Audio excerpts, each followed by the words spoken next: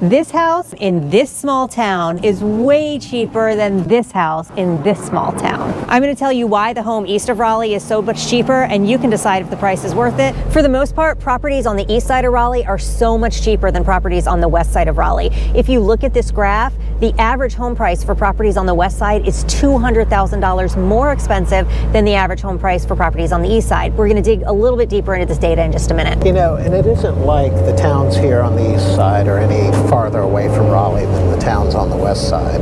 Right. Every town that we're talking about today is less than 30 minutes from downtown Raleigh, and we're going to talk about why that pricing structure is so consistent. Why is it that you can get a home for so much cheaper in Knightdale, Wendell, Zebulon, and Clayton than you can in Raleigh or in Cary, Apex, Holly Springs, and Fuquay? It's just so much more expensive over there. We're also going to talk about what's happening on the east side that's going to change the prices of homes over here. I did live in Apex, but we moved over here last year. It was really hard to find housing in the west side.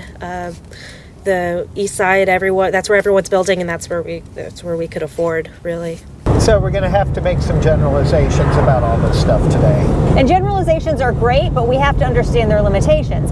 Generally speaking, the pricing disparities between the east side of Raleigh and the west side of Raleigh are not based on their proximity to downtown Raleigh. It's based on their proximity to Research Triangle Park, which is our largest employment center. Generally speaking, the closer a town is to RTP, the more expensive its real estate prices are. But it's not all about the commute times. So you can see on this map that Cary is sitting directly below RTP, and it's the highest priced suburb in the area. Now, some of you might be thinking, what happened to Morrisville? Isn't Morrisville the closest suburb to RTP? You are correct that Morrisville is closer to RTP, and it actually breaks that rule of proximity to RTP to determining the value. And so this is a great example that there are always way more variables than we can look at one time, at least in a YouTube video. So we're oversimplifying a bit. And because I'm simplifying, I'm also leaving out Wake Forest, because like Morrisville, Wake Forest has become an outlier of sorts. It's not cheaper like the rest of the eastern suburbs. It would probably take a whole video to cover that, so we won't talk about it today. But Morrisville is a fairly easy example to show why location isn't the only factor in home prices. In Morrisville, there's a significantly higher rate of attached housing. In Cary, 24% of homes that have sold in the last year are attached homes, either condos or townhomes. And in Morrisville, 42% of homes that sold in the last year are attached. Density brings down housing costs. I need density. Because it increases the amount of inventory per capita. Note that this does not necessarily mean that real estate is cheaper in Morrisville than in Cary. When you're looking at median homes, you're not really comparing apples to apples. The median home in Cary might be a 3,000 square foot single family home, and the median home in Morrisville might be a 2,200 square foot townhome. So just keep in mind that there's a lot of variables that go into housing, and we're making generalizations in this video. I want to dial in on one town that I think holds an interesting clue about why prices are the way they are and how they might shift across the triangle in the future. That town is Fuquay Varina. It used to be if you wanted something more inexpensive, you went to Fuquay, because Fuquay was as cheap as anywhere else in Wake County. Right. In 2017, Fuquay's pricing lined up pretty much with the eastern suburbs, but by 2021, it had almost caught up to the rest of the western suburbs, and today those prices are still holding steady. Yeah, it just isn't that cheap anymore. Yeah. It's not cheap at all. No. To put it a little differently, Fuquay's home prices have increased by 89% since 2017, but home prices on the eastern side have only increased by 58% in the same time period. And why do we think that is? I think it's the 3 L's of real estate: location, location, location. But Fuquay is still in the same place. Yeah, Fuquay is about the same distance to RTP as Wendell and Knightdale are, so you would think that it would increase in value about the same if RTP is the thing that's driving it, but I think it's proximity to some other things that have become more valuable since 2017. Since 2017, Holly Springs and Apex have both developed a lot more, and Fuquay is only 10 minutes from Holly Springs' new downtown. That wasn't there in 2017. Yeah, so it's more about what else it's close to. Yeah, and it's just close to a lot of things. Like that lady in Zebulon was telling us, there's just not a lot over there. But I have two. There's one community park in Wendell that we really, really like, and there's an indoor playground that we have a membership to in downtown Wendell. There's another community park in Zebulon, but we don't like that one as much. So you said you lived in Apex. How do the parks compare over there to over here? There was a lot of variety of parks. They were really, I would say they're kind of similar to the park we have in Wendell. The Wendell Park is really, really nice, but there's just 10 times the amount in Apex. So take your pick in Apex, but you only have one here. Being in Fuquay, you can be, 10 minutes from downtown Holly Springs, 20 minutes from downtown Apex, and, just a few minutes from any dozen parks in each of the towns, and, greenways and shopping centers. All of that new shopping in Holly Springs was, developed in that same era, and that just changes all of the things that Fuquay is close to. So it used to be that if you lived in Fuquay and you wanted to go to Target, you had to go to Apex, which was 20 minutes, but now you can go to Holly Springs, which is 10. It used to be that if you wanted to go to Costco and you lived in Fuquay, you had to go all the way up to, 64 on the border of Apex and Cary, which was 25 minutes, maybe even 30. Now you've got a Costco right on the border of Garner and Fuquay. So there's just a lot more that's developed on this side that makes Fuquay more just in a better location. It's more conveniently located than it used to be. Or you could think about it like this. The closer a town was to RTP, the faster it developed, and the faster it developed, the faster the tax base and the amenities around it developed. So if you're on the west side as opposed to the east side, you're just gonna have so much more development, more parks, more greenways, more shopping, more restaurants, just more of everything. I mean, we don't have Good Berries on the east side, and if you're moving to Raleigh, you definitely want to check out Good Berries when you get here, because it's the best ice cream in the country, no doubt. It's not that these things aren't coming on the east side. They are coming. They are starting to develop now. It's just taking time. But these amenities are really important to people, and they're willing to pay for them. And that is why it's cheaper on the east side than it is on the west side. One of the suburbs that's grown up fast on the east side is Knightdale, and we're gonna go take a look.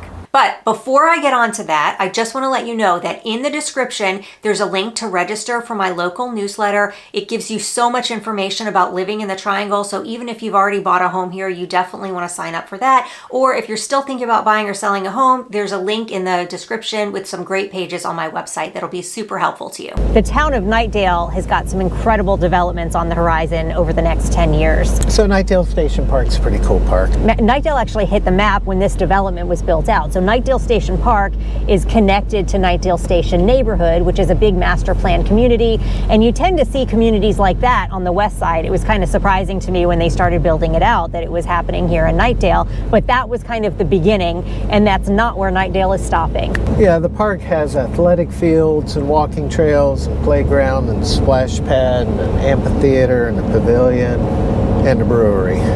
And a brewery. You always got to have a brewery or two. I've watched, as the Triangle has developed, and how if you build it, they will come.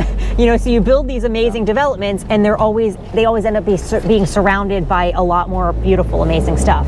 One person kind of builds one thing, and then all kinds of other people follow. So Thales is a really well-regarded school in this area. It's a classical model private school, really inexpensive. I think their tuition's like $6,000 a year or something. Like that, right? And so when Knightdale Station came, I think they wanted to have a school walkable in the neighborhood, and so that's what they did. They partnered with Thales.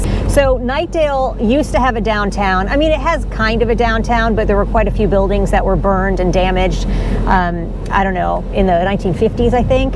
So they really didn't have much of a downtown, kind of like Holly Springs. They didn't have any downtown, so they built one, and that's exactly what Knightdale's going to do. They are building a complete downtown with this new development called, what's it called? Downtown North. That's right.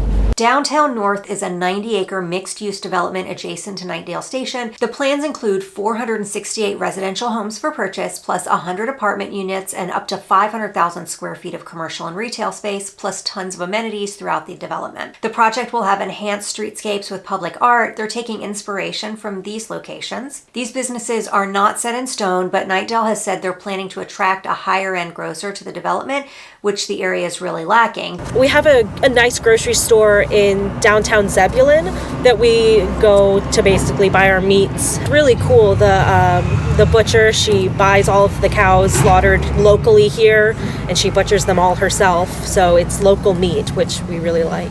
But for big box grocery stores we have to travel at least 20 minutes to get to Wendell Falls or Clayton or Knightdale. They're also planning to give it an urban feel with lots of different housing options and plenty of greenways and green space. Knightdale has also approved development of a river district along the Neuse River. The river district covers 2,600 acres and 4 square miles. While the plans haven't yet been solidified, some of the developments that were mentioned in the proposal were parks, greenways, connecting other greenway systems in the town to the river district. They'll make the river more accessible with things like a kayak launch and a boardwalk. They want this to be a trail-oriented mixed-use area that's very walkable and bikeable. They're considering converting the Knightdale Community Pool into a river-themed splash park. The goal of this plan is to protect the natural resources of the area while making it a place that people can enjoy with benches along the river. They plan to create a commercial district along the river using a cohesive architectural design of brick and stone with steel accents. There's going to be lots of mixed use and neighborhoods connected by the greenways to the river. These kinds of developments are going to change the entire feel of eastern Wake County. This area is 15 minutes from both Wendell and Zebulon, so this makes destinations, upscale shopping, parks, and green spaces much closer and more accessible. And while these towns are smaller, they have really good plans for future development as well. I particularly like what I'm seeing in Zebulon. They have a fantastic greenway plan to connect the whole town and make it walkable. So kind of like how Cary's development increased the value of living in Apex, Holly Springs, and Fuquay, Knightdale's development could have the same impact on Wendell and Zebulon. But there's one thing you have to understand. Zebulon's population is what Fuquay-Varina was in 1999. Zebulon, Knightdale, and Wendell together are about the population of Fuquay-Varina today. This is a very sparsely populated area. Now, it's going to grow much faster than Fuquay did because everything in the triangle has reached a critical mass, but we're at least, I would say, 10 years away from seeing these things completed. At the same time, all of this is happening on the north side of Wendell and Zebulon in Knightdale. Clayton is developing their own copper district just south of those areas. The copper district was a farm belonging to the Penny family. This large parcel is being reimagined into a live, work, play development where the land and ecosystems are blended into the lifestyle. They're modeling the district after developments that have successfully integrated the elements of agriculture into community life. There's Harvest in North Lake, Texas, and Serenbe in Chattahoochee Hills, Georgia. The Copper District will have an extensive trail network connecting commercial to residential sections, plenty of preserved tree canopy, a broad range of retail shopping, including restaurants and entertainment, a public library, a variety of residential housing options, and outdoor recreation and amenity spaces. The Copper District will be adjacent to the new Johnston UNC healthcare expansion, providing excellent healthcare right in Clayton. If you like this video, you'll probably like this one where I break down the different sections of the city of Raleigh.